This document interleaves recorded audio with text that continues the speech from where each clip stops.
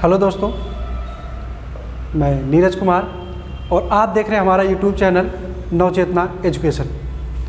दोस्तों, हमने अपने पिछले वीडियो में बाल मनोविज्ञान, बाल विकास और मनोविज्ञान इसके डिफिनेशन पे चर्चाएं की थी और एक शिक्षक के लिए मनोविज्ञान या बाल मनोविज्ञान की आवश्यकता क्यों होती है, इस बात पे भी हमने चर्चाएं की।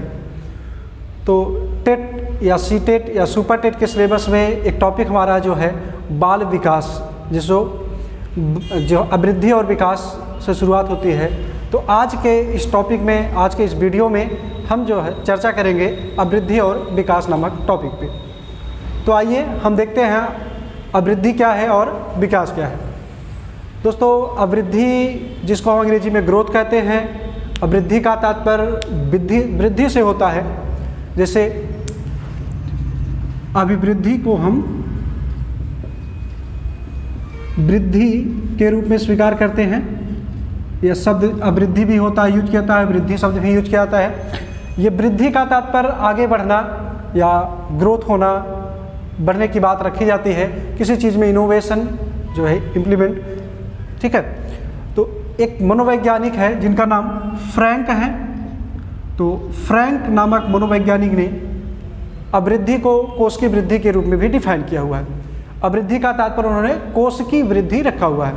तो जाहिर सी बात है, क्योंकि अभिवृद्धि के अंतर्गत मुख्य रूप से बालक के विकास का जो शारीरिक पक्ष होता है वो सम्मिलित होता है। तो शारीरिक पक्ष या शरीर के निर्माण की जो व्यवस्था होती है, निर्माण जो है वो सेल से होते हैं, कोशिकाओं से होते हैं। इसीलिए कोशिकाओं की वृद्धि को ही अभिवृद्धि के रूप में स्वीकार किया गया है, जो कथन मनोवैज्ञानिक फ्रैंक का है। ठीक, तो अभिवृद्धि को हम सीधे सीधे कह सकते हैं जब किसी बालक के शारीरिक पक्ष में कोई भी वृद्धि होता है, कोई भी डेवलपमेंट होगा, तो उसको हम अभिवृद्धि के रूप में स्वीकार करते हैं। अभिवृद्धि को एक छोटे से परिभाषा से भी हम समझ सकते हैं। जैसे शरीर के आकार में किसी भी प्रकार का कोई भी परिवर्तन अभिवृद्धि कहलाता है। अब परिवर्तन जो होगा शरीर के आकार में किसी भी प्रकार की बात करते हैं तो मुख्य रूप से शारीरिक पक्ष में दो ही चीज़ें आती हैं, एक भार होता है और दूसरा लंबाई या ऊंचाई होता है। तो सीधे सीधे आप समझ सकते हैं अभिवृद्धि या वृद्धि का तात्पर्य किससे है? शरीर में होने वाले परिवर्तन से। ऐसा परिवर्तन जो केवल और केवल शारीरिक पक्ष में होता है, जो हमको परिलक्षित होता है, जो दिखाई देता है। ठीक, तो इसी तरीके से अभिवृद्धि और विकास की भी बातें करते हैं, ग्रोथ या और डेवलपमेंट, अभिवृद्धि और विकास। तो विकास की जो प्रक्रिया होती है, विकास की जो प्रक्रिया है, ये किसी भी बालक के शारीरिक पक्ष के साथ साथ, शारीरिक पक्ष के साथ साथ जब हम मानसिक पक्ष में, मानसिक, सामाजिक, सांवेगिक, नैतिक इत्यादि पक्षों की बात हम जब करते हैं, जैसे हमने क्या कहा, शारीरिक पक्ष के साथ साथ जब मानसिक पक्ष की बात हो, सामाजिक पक्ष की बात हो, सांवेगिक पक्ष की बात हो या नैतिक इत्यादि पक्षों में जो वृद्धि होती है, जो विकास होता है, जो पक्ष डेवलप होता है या इनके बढ़ने की बात जब आती है, तो वही जो है विकास की प्रक्रिया कहलाती है। अभिवृद्धि क्या है? अभिवृद्धि का तात्पर्य बालक के केवल और केवल शारीरिक पक्ष में होने वाले परिवर्तन से होता है। लेकिन विकास की जो प्रक्रिया होती है उसमें शारीरिक के साथ साथ मानसिक, सामाजिक, सांवेगिक और नैतिक, चारित्रिक इत्यादि पक्ष जो है वो सम्मिलित होते हैं। तो अभिवृद्धि और ये विकास की बातें हो गई। अभिवृद्धि क्या है, विकास क्या है। अब दोनों में कुछ अंतर के माध्यम से हम दोनों को और विस्तृत ढंग से समझ सकते हैं कि अभिवृद्धि और विकास में क्या अंतर होता है, दोनों में समानताएं क्या हैं, दोनों का जो है अर्थ क्या होता है, उसको और क्लियर करने के लिए हम अंतर के माध्यम से समझ सकते हैं। तो चलिए कुछ पॉइंट पे हम बात करते हैं। जैसे अभिवृद्धि केवल एक पक्ष को सम्मिलित करता है।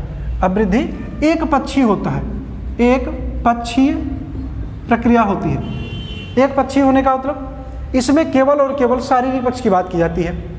जबकि हम जब विकास की बात करते हैं तो विकास के अंतर्गत बहुपक्षीय बातें रखी जाती है। यानी इसमें शारीरिक, मानसिक, सामाजिक, नैतिक, चारित्रिक, ज्ञानात्मक, बोधात्मक इत्यादि सारे पक्ष इसके अंतर्गत सम्मिलित होते हैं। दूसरा अंतर देखते हैं, अभिवृद्धि जो होता है वो मापा तौला जा सकता है। अभिवृद्धि का माप तौल किया जा सकता है, लेकिन विकास का माप तौल हम नहीं कर सकते। क्योंकि अवृद्धि में शारीरिक पक्ष आता है तो किसी व्यक्ति की लंबाई कितनी है, उसका भार कितना है, ये माप करके हम बता देंगे। लेकिन उस व्यक्ति में मानसिक विकास कितना है, उसका मानसिकता कितना है, उसकी नैतिकता कितनी है, उसमें सामाजिकता कितनी है, इस बात का ज्ञान हम परफेक्टली वास्तविक रूप से नहीं कर सकते। उनके गुणात्मक पहलू को हम बता सकते हैं कि कोई भी व्यक्ति मानसिक स्तर पर उच्च है, सामान्य है, निम्न है, कोई भी व्यक्ति नैतिक स्तर पर उच्च है, निम्न है, सामाजिक स्तर पर उच्च है या निम्न है, इस बात की व्याख्या हम कर सकते हैं। लेकिन उसको परफेक्टली रूप से माप करके कोई नंबर नहीं दे सकते कि मानसिकता व्यक्ति की जो है वो 80 है, 90 है, 100 है, इस तरह की बातें हम नहीं कर सकते। लेकिन किसी भी व्यक्ति के भार को हम बता सकते हैं, व्यक्ति 75 किलो का है, 60 किलो का है, 38 किलो का है, 50 किलो का है, इस बात को हम प्रस्तुत कर सकते हैं। इसी तरीके से नैतिक विकास को भी हम माप नहीं सकते। हाँ, माप करके उसके गुणों की व्याख्या करेंगे कि गुणात्मक पहलू पर कोई व्यक्ति बहुत नैतिक है, सामान्य है या मंद है नैतिकता के स्तर पर। और इसी तरह से सामाजिकता भी होती है कि किसी भी व्यक्ति की सामाजिकता को हम माप के नहीं बता सकते कि उसकी सामाजिकता 100 है, 150 है, 200 है, 250 है, ऐसी बातें नहीं बताई जा सकती। लेकिन एक कॉन्सेप्ट बनता है, एक बातें आती है बीच में कि मानसिक स्तर पर ही बुद्धि की बात होती है और हम बुद्धि को मापते हैं। बुद्धि के मापने के लिए एक IQ टेस्ट बना हुआ है, IQ टेस्ट बना हुआ है, तो IQ टेस्ट से हम बुद्धि को माप लेते हैं। कुछ साथियों के मन में ये बातें होंगी कि IQ टेस्ट के माध्यम से हम मानसिक स्तर को यानी बुद्धि को माप लेते हैं। लेकिन आपको पता है ये बुद्धि जो IQ के माध्यम से हम बुद्धि को मापते हैं, इसमें समस्याएं होती हैं। सारे मनोवैज्ञानिक इस मत के पक्ष में नहीं है कि IQ का जो रेशियो दिया गया या जो फ्रीक्वेंसी बनाया गया है, उसका जो टेबल तैयार किया गया है वो इक्वल हो। बहुत सारे मनोवैज्ञानिकों का मानना है कि 140 प्लस पाने वाला बच्चा जो है वो प्रतिभाशाली की श्रेणी में होता है। कुछ लोगों का मानना है कि 132 वाले जो है वो प्रतिभाशाली की श्रेणी में है, कुछ 120 प्लस वाले प्रतिभाशाली की श्रेणी में होते हैं। तो इस तरीके से आप देख सकते हैं कि बुद्धि जो IQ टेस्ट के माध्यम से पता लगाई जाती है, इसका कोई वास्तविक या सार्वजनिक माप नहीं है, सर्वसामान्य माप नहीं। सबने अपने अपने तरीके से जो मन में आया वो कह दिया। इस तरीके से हम ये कह सकते हैं कि अवृद्धि की प्रक्रिया को मापा तोला जा सकता है, लेकिन विकास की प्रक्रिया को मापा तोला नहीं जा सकता। अवृद्धि की जो प्रक्रिया है इसको हम मात्रात्मक वैल्यू में, मात्रात्मक पक्ष में हम इसको बता सकते हैं, क्योंकि हम इसको माप तौल के एक निश्चित अंक देते हैं। अंकों के माध्यम से हम बता सकते हैं कि ये 50, 60, 70 कितना केजी का है, 5 feet 6 feet 4 feet 4 feet 5 inch 5 feet 4 inch, ऐसी क्षमताएं जो है, ऐसे जो माप हैं उनको माप के यहाँ पे हम अंक देते हैं, मात्रा के रूप में व्यक्त कर सकते हैं। लेकिन जो विकास की प्रक्रिया होती है, क्योंकि उसको मापना संभव नहीं है अंक के रूप में, इसलिए विकास की प्रक्रिया हमेशा वो गुणात्मक रूप में होती है। तो अवृद्धि की प्रक्रिया मात्रात्मक रूप में और विकास की प्रक्रिया जो होती है वो गुणात्मक रूप में होती है। एक अंतर ये हो गया। आगे देखते हैं, अवृद्धि की प्रक्रिया जो होती है हम उसको प्रत्यक्ष रूप से प्रदर्शित कर पाते हैं, प्रत्यक्ष, और विकास की प्रक्रिया को हम प्रत्यक्ष नहीं कर सकते। अवृद्धि को प्रत्यक्ष करने का मतलब हम किसी भी व्यक्ति को देख करके ये कह सकते हैं कि व्यक्ति की शारीरिक कंडीशन जो है, उसकी जो फैट है वो कितना बेहतर है, शारीरिक पक्ष उसका कितना अच्छा डेवलप हुआ है, उसको देख के बता देंगे कि उस व्यक्ति का शारीरिक विकास जो है वो बहुत अच्छा है।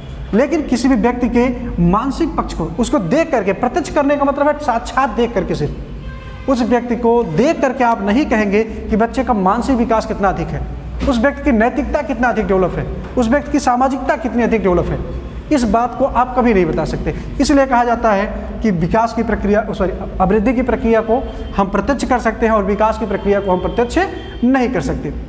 अवृद्धि की प्रक्रिया में केवल और केवल शारीरिक पक्ष आता है, केवल और केवल शारीरिक पक्ष आता है, जबकि विकास में सारे पक्ष सम्मिलित होते हैं। विकास की प्रक्रिया में सारी बातें आती हैं। अवृद्धि को हम परिमाणात्मक रूप में व्यक्त करते हैं, वही मात्रात्मक रूप में जैसे व्यक्त किया गया। ठीक, तो एक बार हम फिर से देखते हैं अवृद्धि और विकास में अंतर क्या है। तो अवृद्धि की प्रक्रिया जो होती है वो एक पक्षीय है, जबकि विकास की प्रक्रिया जो है वो बहुपक्षीय होती है।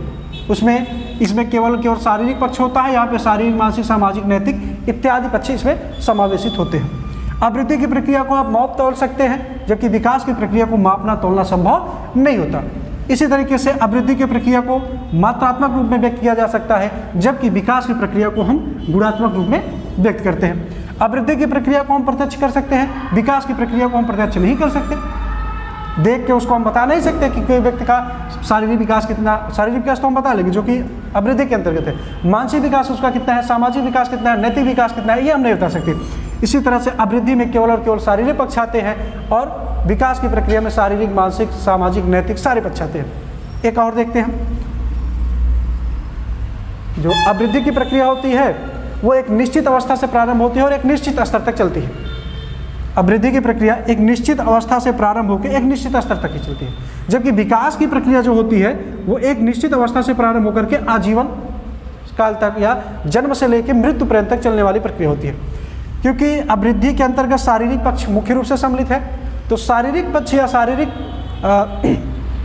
विकास जो होता है वो एक स्तर तक जन्म से लेकर के ये 20, 22, 25 तक विशेष रूप से डेवलप होता है। उसके बाद उसमें कुछ ग्रोथ होते हैं और 35, 40 जाते जाते उसके बाद ये प्रक्रिया जो है वो अवनमन की तरफ होने लगती है। जबकि विकास में ये सारी चीज़ें रखी जाती हैं। विकास की प्रक्रिया जन्म से लेकर ये मृत्यु पर्यंत तक चलने वाली चीज़ें हैं। यहाँ पे हर एक पक्ष एक स्तर तक तो डेवलप होता है, अपने उच्चतम स्कोर तक पहुँचता है, उसके बाद इसमें अवनमन होने लगता है जिसको आप क्षय कहते हैं। इसीलिए कहा जाता है अभिवृद्धि की प्रक्रिया में केवल और केवल वृद्धि होती है, केवल और केवल वृद्धि होगी, सिर्फ बढ़ने की बात आती है। लेकिन विकास की प्रक्रिया में वृद्धि के साथ साथ क्षय भी कार्य करता है। तो अभिवृद्धि और ये अभिवृद्धि की प्रक्रिया में केवल वृद्धि होती है, जबकि विकास की प्रक्रिया में अभिवृद्धि और क्षय दोनों होते हैं। तो दोस्तों हमने अभिवृद्धि पढ़ लिया, अभिवृद्धि क्या है, विकास क्या है, अभिवृद्धि और विकास में अंतर क्या है। आगे हम एक टॉपिक और देखेंगे अभिवृद्धि विकास से संबंधित, जिसे हम कहते हैं विकास के सिद्धांत। तो अगला हम पढ़ते हैं विकास के सिद्धांत। विकास के सिद्धांत, विकास के सिद्धांत, क्योंकि हर व्यक्ति, हर मनुष्य, हर प्राणी का विकास हो रहा है, तो विकास होने के कुछ सिद्धांत हैं जिनको यहाँ कुछ मनोवैज्ञानिकों ने बताया हुआ है कि किसी भी प्राणी का या बालक का जो विकास की प्रक्रिया वो कैसे कैसे डेवलप होती है, किन किन प्रोसेस में होती है, उसी को हम विकास के सिद्धांत के अंतर्गत देखेंगे। तो आइए कुछ सिद्धांतों की व्याख्या हम यहाँ करते हैं। कुछ सिद्धांतों का नाम लिया जाता है, जैसे एक सिद्धांत है आपका निरंतर विकास का सिद्धांत, या ये निरंतर या निरंतरता का सिद्धांत कहा जाता है। निरंतर विकास का सिद्धांत, निरंतर विकास का सिद्धांत। तो विकास का जो ये सिद्धांत है, निरंतरता का सिद्धांत या निरंतर विकास का सिद्धांत, इस सिद्धांत के अकॉर्डिंग मनोवैज्ञानिकों का मानना है कि किसी भी बालक का जो विकास होता है वो निरंतर चलता रहता है, वो निरंतर एक गति से, यानी कभी न रुकने वाली प्रक्रिया है, ये लगातार चलती रहती है। जब से बच्चे का जन्म हुआ, जब तक उसकी मृत्यु की प्रक्रिया नहीं या मृत्यु नहीं होती, तब तक उसके विकास की गति वो निरंतर चलती रहती है। लेकिन ये कभी तीव्र होती है, कभी धीमी हो जाती है। जैसे बालक का शैशवावस्था में शारीरिक विकास तीव्र गति से होती है, लेकिन बाल्यावस्था में शारीरिक विकास शैशवावस्था की तुलना में मंद पड़ जाता है। पुनः किशोरावस्था में तीव्र गति से होने लगता है, लेकिन ये हमेशा चलता रहता है। इसी प्रकार ये निरंतर विकास का सिद्धांत या निरंतरता का सिद्धांत क्या कहता है कि विकास की प्रक्रिया आजीवन चलने वाली प्रक्रिया है और ये लगातार चलती रहती है, वो धीमी गति हो या फिर अधिक गति हो या तीव्र गति से होती है। दूसरा हम देखते हैं ये विभिन्न गति का सिद्धांत। विभिन्न गति का सिद्धांत ये कहते हैं विकास की जो गतियां हैं वो भिन्न भिन्न होती है। अलग अलग बच्चों का जो विकास है, उनकी जो गति है, उनकी क्षमता जो है वो अलग अलग होती है। जैसे एक ही आयु समूह के बच्चे हों, एक ही आयु समूह मानते हैं 5 साल के बच्चे हैं, 5 साल के 2 बच्चे हैं, लेकिन दोनों बच्चों का जो विकास होगा वो अलग अलग होगा, उनकी गति जो होगी वो अलग अलग हो सकती है। हो सकता है दोनों बच्चों का जो शारीरिक विकास हो वो एक बराबर हो, दोनों बच्चों का शारीरिक विकास एक बराबर हो सकता है, लेकिन शारीरिक विकास एक बराबर हो गया, लेकिन जरूरी नहीं है कि वो एक बराबर ही हो सकता है उनमें डिफरेंट हो। अगर शारीरिक में नहीं है तो उनके मानसिक में डिफरेंट होता है, मानसिक में नहीं है तो नैतिकता में, सामाजिकता में। तो कहने का तात्पर्य यह है कि यह विभिन्न गति का सिद्धांत इस बात को प्रतिपादित करता है कि एक ही आयु समूह के अलग अलग बालकों में जो विकास की गति होती है वो अलग अलग हो सकती है।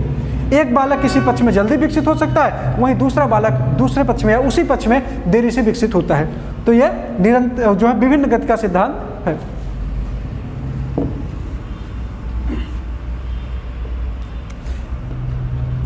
विकास क्रम का सिद्धांत या क्रम का सिद्धांत। ये सिद्धांत इस बात को बताता है कि विकास की जो प्रक्रिया होती है वो एक निश्चित क्रम से चलती है। एक के बाद दूसरा, दूसरे के बाद तीसरा, तीसरे के बाद चौथे विकास की बात आती है। तो क्रम के सिद्धांत के अकॉर्डिंग मनोवैज्ञानिकों का मानना है कि विकास की जो प्रक्रिया उसमें एक के बाद दूसरे की बात आती है। जैसे जब तक किसी बच्चे का शारीरिक डेवलपमेंट नहीं होता, शारीरिक विकास नहीं होता, तब तक उसके मानसिक विकास की बात हम नहीं कर सकते, या मानसिक विकास की हम कल्पना ही नहीं कर सकते। जब तक शारीरिक पक्ष नहीं डेवलप होगा तब तक मानसिक नहीं होगा, और जब तक मानसिक पक्ष के डेवलपमेंट होने की बात नहीं करते तब तक बच्चे का नैतिकता या सामाजिकता के विकास की बात नहीं की जा सकती।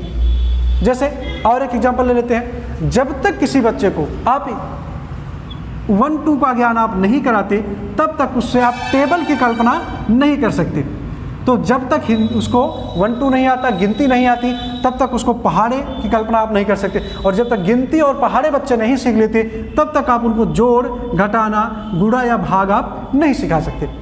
तो ये विकास क्रम का सिद्धांत है कि एक विकास जब तक नहीं होता तब तक दूसरे की बात नहीं आती, एक के बाद दूसरा, दूसरे के बाद तीसरा, इसी तरह से ये क्रम से जुड़े होते हैं। ठीक, अगला देखते हैं विकास की दिशा का सिद्धांत। दिशा का सिद्धांत, तो विकास एक निश्चित दिशा से एक निश्चित दिशा में चलता है। ये दिशा का सिद्धांत या जिसको हम शिरोद्मुखी विकास सिद्धांत या मस्तिष्कोन्मुखी सिद्धांत विकास के नाम से जानते हैं, क्योंकि इस सिद्धांत के अनुसार बालक का जो विकास होता है वो एक निश्चित दिशा से दूसरी दिशा की तरफ चलता है। शिरोद्मुखी यानी सिर से पैर की तरफ, मस्तिष्कोन्मुखी मस्तिष्क से पैर की तरफ। बच्चा जब गर्भावस्था में होता है तो उस समय भी उसका जो डेवलपमेंट होता है, सबसे पहले सिर का निर्माण होता है और फिर हाथ का निर्माण होता है और अंत में पैर का निर्माण होता है। इसी तरह से जन्म के पश्चात भी बच्चे का जो नियंत्रण होता है, उसको अपने शरीर पर नियंत्रण की जो आती है, वो बच्चा सबसे पहले अपने आँखों पर, फिर सिर पर, फिर हाथ पर और सबसे अंत में जो है पैर पर नियंत्रण करके वो चलना प्रारंभ करता है। तो ये हो गया विकास की दिशा का सिद्धांत। दोस्तों, अगर आपको ये मेरा वीडियो अच्छा लगे तो आप लाइक करके शेयर करिए, सब्सक्राइब करिए, और इसमें जो भी समस्याएं अगर आपको नज़र आ रही है, आपको लगता है कि कोई दिक्कत है, कोई समस्या आपको लग रही है, तो आप जाहिर है कि आप उसको कमेंट करके हमको बताइए, जिससे हम इसमें सुधार करने का पूरा प्रयास करेंगे और जितनी आवश्यक चीज़ें हैं आपको उतनी प्रदान की जाएंगी। तो आप इसको लाइक, शेयर और कमेंट आप जरूर करते रहिए। आइए आगे देखते हैं। विकास की दिशा का सिद्धांत हमने पढ़ लिया। एक सिद्धांत है एकीकरण का सिद्धांत। एकीकरण का सिद्धांत, एकीकरण। तो एकीकरण का सिद्धांत क्या कहता है कि विकास की जो प्रक्रिया होती है वो पहले अलग अलग होती है, अलग अलग दिशाओं में होती है, अलग अलग अंगों में होती है, फिर उसको हम जोड़ करके एक साथ रखते हैं, एक साथ उसको प्रदर्शित कर सकते हैं। जैसे ये माना जाता है कि बच्चा सबसे पहले अपने कलाई को घुमाना सीखता है, फिर वो उंगलियों को घुमाना सीखता है, और एक समय ऐसा आता है जब वो कलाई और उंगलियों दोनों को एक साथ घुमाने लगता है। तो बच्चे ने अलग अलग सीखा और उसको एक साथ प्रदर्शित किया। ऐसे एक व्यवहारिक एग्जाम्पल हम ले सकते हैं। किसी बच्चे को गणित सिखाते समय सबसे पहले उसको हम जोड़ सिखाते हैं, फिर घटाना सिखाते हैं, फिर गुणा सिखाते हैं और फिर भाग सिखाते हैं। और एक समय ऐसा आता है जब उसमें जोड़, घटाना, गुणा, भाग सारी चीज़ों को एक साथ रख करके एक ही प्रश्न में बच्चों को दे दिया जाता है और बच्चे एक साथ उसको सॉल्व करना सीख लेते हैं। तो ये हो गया हमारे एकीकरण का सिद्धांत। तो एकीकरण के सिद्धांत में बच्चों को पहले अलग अलग सिखाया जाता है विभिन्न गुणों को, फिर वो एक साथ प्रदर्शित करता है, या बच्चे का पहले अंगों में अलग अलग क्षमता आती है, फिर एक साथ उसको प्रदर्शित करने की बातें आते हैं। ये अंतःक्रिया का सिद्धांत, अंतःक्रिया का सिद्धांत जिसको हम कहते हैं वंशानुक्रम एवं वातावरण की अंतःक्रिया का सिद्धांत। विकास के सिद्धांत में या बच्चे के विकास में दो फैक्ट जो बहुत इंपॉर्टेंट है, जिनका बहुत प्रभाव पड़ता है, वो वंशानुक्रम और वातावरण होता है। तो किसी भी बालक के विकास पे केवल और केवल ना तो वंशानुक्रम का अधिकार है और ना ही वातावरण का अधिकार होता है, बल्कि दोनों के अंतःक्रिया, इंटरेक्शन, दोनों के अंतःक्रिया के बाद ही किसी बच्चे का जो विकास है वो सुनिश्चित होता है। तो इस अंतःकरण के सिद्धांत अंतःक्रिया के सिद्धांत के माध्यम से हम ये समझते हैं कि किसी भी बालक के विकास में ना तो केवल वातावरण का प्रभाव होता है और ना ही केवल वंशानुक्रम का, बल्कि दोनों के अंतःक्रिया यानी दोनों मिलाकर के किसी भी बच्चे के विकास को सुनिश्चित करते हैं। लेकिन ये कभी नहीं कहा जा सकता कि किस बच्चे पे वातावरण का ज़्यादा प्रभाव पड़ेगा या फिर वंशानुक्रम का प्रभाव ज़्यादा पड़ेगा। एक और सिद्धांत है समान प्रतिमान का सिद्धांत। समान प्रतिमान का सिद्धांत, समान प्रतिमान के सिद्धांत में, इस सिद्धांत के अनुसार मनोवैज्ञानिकों ने बताया कि किसी प्राणी का जो डेवलपमेंट होता है, जो विकास होता है, वो अपने पूर्वज के समान ही होता है। जैसे एक बिल्ली है, बिल्ली के बच्चे को आप देखिए तो सेम प्रतिमा दिखती है, सेम प्रतिमान उसका होता है, पूरा आकार वही है, बस फर्क क्या है, उसको आकार में छोटा है, लेकिन सारी बातें, सारे गुण, सारी क्षमताएं एकदम उसके जैसे ही होती है। ऐसे आप कुत्ते के बच्चे को आप देखेंगे तो उसकी भी प्रक्रिया एकदम कुत्ते जैसे ही होती है। सेम यही कंडीशन इंसानों के साथ है। मनुष्य के बच्चे भी मनुष्य के समान ही प्रतिमान रखते हैं, यानी उसके समान ही आकार रखते हैं, उसके समान ही उनकी क्षमताएं होती हैं। तो समान प्रतिमान का सिद्धांत क्या कहता है कि प्राणी का जो डेवलपमेंट होता है वो अपने जैसे उनके जो पूर्वज होते हैं या फिर उनके जो माता पिता हैं उनके समान ही उसका डेवलपमेंट होता है। आइए दो एक सिद्धांत और हैं, हम आगे भी देखते हैं। एक सिद्धांत जो सामान्य